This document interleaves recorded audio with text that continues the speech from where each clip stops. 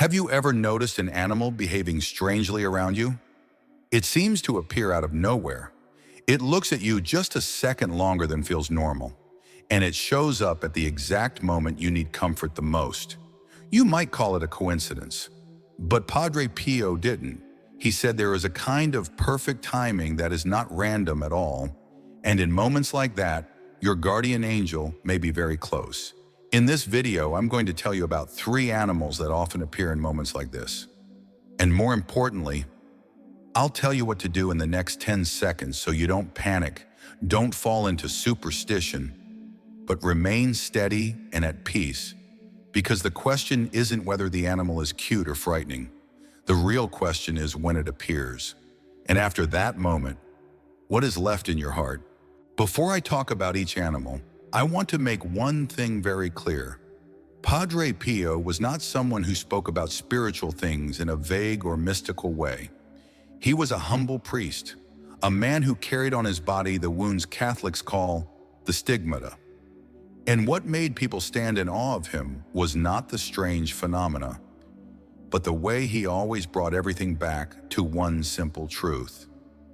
You are not abandoned.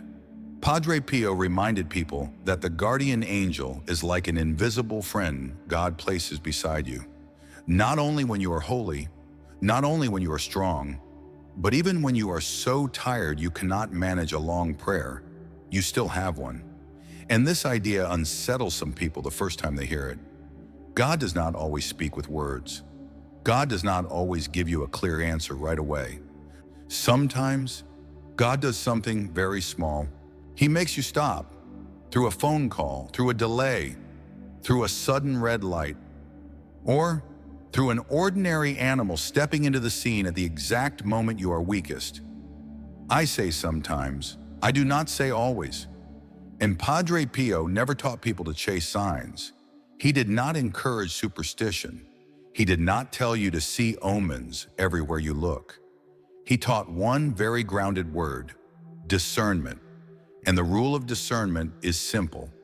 If what you experience draws you closer to God, more humble, and leaves behind real peace, then you give thanks. But if it makes you anxious, obsessed, afraid, or pushes you to hunt for signs like an addiction, then you stop. You return to what is basic: prayer, the sacramental life, and asking God for light. God does not lead you through panic.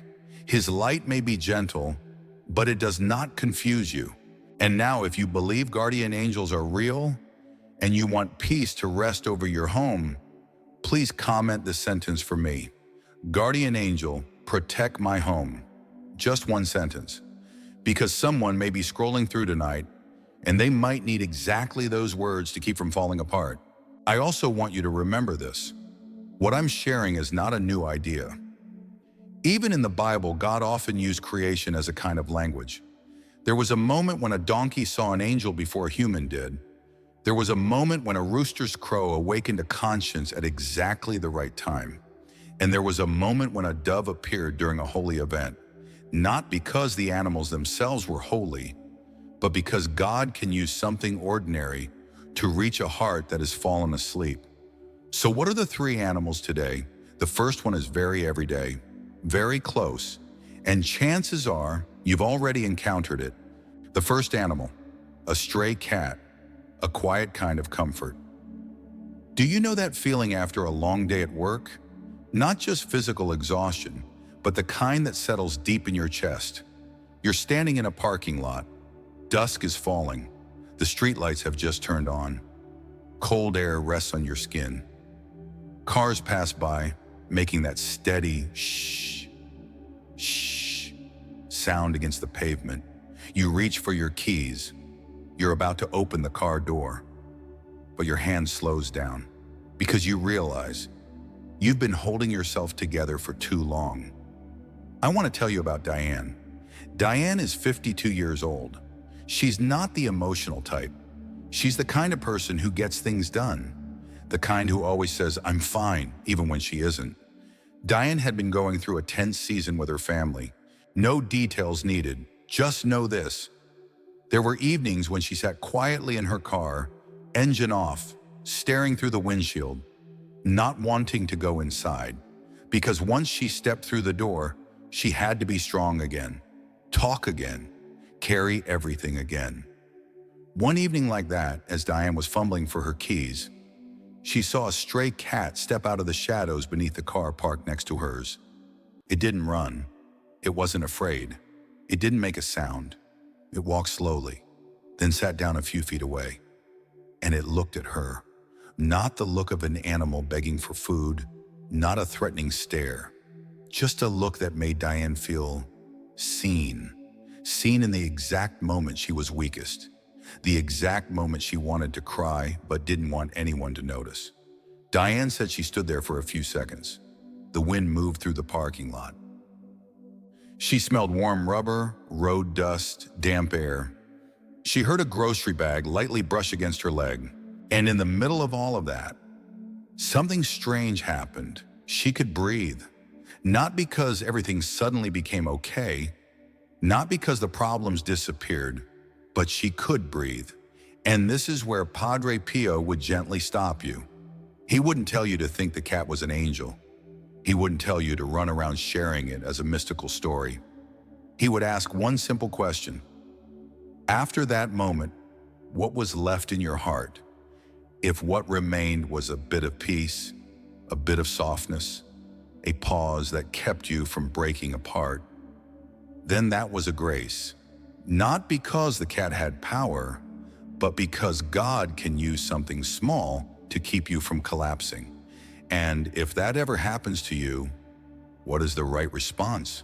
Not taking pictures, not chasing meaning, not trying to decode it. The right response is very simple. You make the sign of the cross slowly. Then you say one sentence. Guardian angel, stay close to me. That's it. Then you move on with gratitude, without needing to prove anything. The second animal. A deer. Protection through interruption. The second one is very different. The first was about comfort. The second is about protection.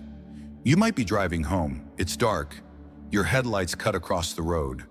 You hear a faint whistle of wind through the windowsill. Reflective road signs flash, then disappear behind you. You know this road well. You've driven it hundreds of times. And because you know it so well, you relax too much. I want to tell you about Kevin. Kevin is 48 years old. He works long shifts. He's exhausted. His eyes burn. His mind feels heavy, like it's filled with sand. That night, Kevin just wanted to get home quickly. He was driving on a quiet suburban road. Grass and bare trees on both sides. There weren't many cars. Then suddenly, a deer appeared at the edge of the road. But it didn't cross. It stood still. It stood in just the right place to force Kevin to hit the brakes. The tires squealed softly. Kevin's heart jumped. And in that moment, he felt irritated. Now I'm late. But then he looked ahead. There was a darker stretch of road. The pavement looked oddly shiny. A thin layer of ice, almost invisible. If he had driven through at his usual speed, the tires could have slipped. Kevin said he sat there for a few seconds. His headlights lit up the deer's body, its breath turning into faint white mist. The deer looked at him, then slowly backed into the grass and disappeared. No miracle, no voice, just an interruption. Kevin turned the car around and chose a different route. That night when he got home, he stood at the door a little longer than usual. He looked at the roof. He heard the clock ticking. And he felt one thing clearly. He had been kept safe. What would Padre Pio say to you here? He wouldn't tell you to revere the deer. He wouldn't tell you to talk about it as a mystical sign. He would say this: sometimes God slows you down because he loves you. Sometimes a delay is protection disguised as inconvenience. And the right response is not complicated. You make the sign of the cross, you say one short sentence, Guardian angel, keep watch over me. Then you choose what is wise. You don't push stubbornly forward. You don't try to prove that you're fine. And here is where I want to bring this back to everyday life. If you are living with anxiety, if your home feels tense, if you feel your peace thinning out, Padre Pio doesn't tell you to be afraid. He tells you to do small but real things. A crucifix where your eyes land every day, a short prayer before sleep, a pause before you react within your family, not to ward off anything, not out of superstition, but to remind your heart this home belongs to God. Because when you live like someone who is protected, you stop living like someone who has been abandoned. The third animal, the red cardinal, a deep, gentle call to return. The third one goes the deepest, and it's no longer about comfort or danger. It's a call to come back. Do you know the red cardinal? A bright red mark against a gray winter sky, perched on a fence, on the bare branch of a tree. It isn't a rare bird, but its color makes it impossible not to notice. I want to tell you about Linda. Linda is 50 years old. She doesn't hate God. She's just busy. So busy that prayer becomes something for later. So busy that her rosary rests in a drawer like a keepsake, not a way of life. One morning the house was quiet. The kitchen smelled of fresh coffee. The coffee machine hummed softly. Pale light filtered through the curtains. Linda opened an old drawer to look for scissors, and her hand touched a rosary. The beads were cold. A thin layer of dust. The cord slightly stiff. She picked it up, and she felt a small ache in her chest. Not because she felt judged, but because she remembered how peaceful she once felt when she prayed. She stood still for a few seconds. She looked at the rosary as if she were looking at a part of her life she had left behind. Then there was a soft tap, very light, like someone touching the window with a fingertip. Linda turned. A red cardinal was perched right on the window frame. It didn't fly away. It stayed there for several minutes, its head slightly tilted, small black eyes, bright and alert. Linda said that moment made her want to cry, not because the bird was holy, but because she heard a quiet question in her heart. Do you remember the way home? This is very much like Padre Pio. God doesn't need to be loud. He only needs to offer an invitation gentle enough not to frighten you, but real enough that you can't pretend you didn't hear it. And there is a soft urgency here. Grace has a window, not to threaten you, not to say, if you don't act, then, but to remind you, don't keep saying tomorrow. Because honestly, tomorrow is rarely less busy than today. Linda didn't do anything dramatic. She didn't promise to change her life overnight. She did one small thing. She set the rosary down. She made the sign of the cross slowly, and she said, Lord, here I am. That's all. And you know something? Sometimes heaven needs only that one sentence. Now I want you to hold one thing very clearly so you don't slip into superstition. Not every stray cat is a sign. Not every deer is a warning. Not every red bird is an invitation. Discernment is here. Where does it lead you? If after that moment you are more humble, more at peace, more inclined to pray, more drawn back toward what is good, then you give thanks. But if it leaves you obsessed, disturbed, afraid, and pushes you to hunt for signs, then you stop. You return to what is basic. Because a guardian angel does not pull you into an addiction to curiosity. A guardian angel leads you back to truth, to peace, to God. And now I want to give you a very simple way to respond. Not 10 steps, not a long ritual, just a safe landing. 3 small actions. The first, make the sign of the cross slowly, no rushing, like someone holding on to something real.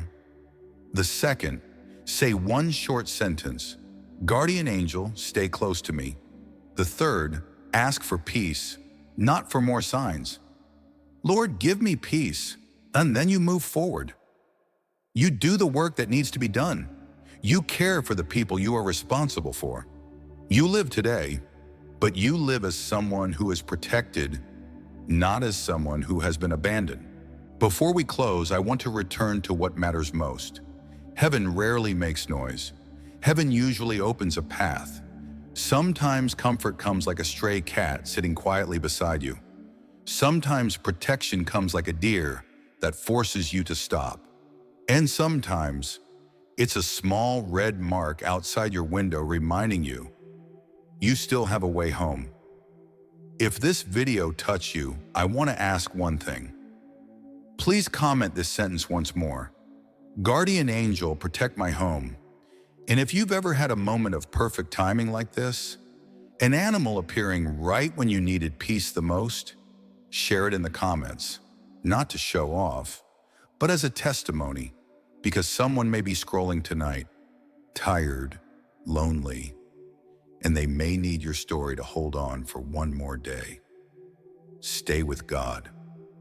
And if you don't know where to begin with one short sentence. Guardian angel, stay close to me. Then breathe, just one breath. Sometime that is how God holds you right before you break.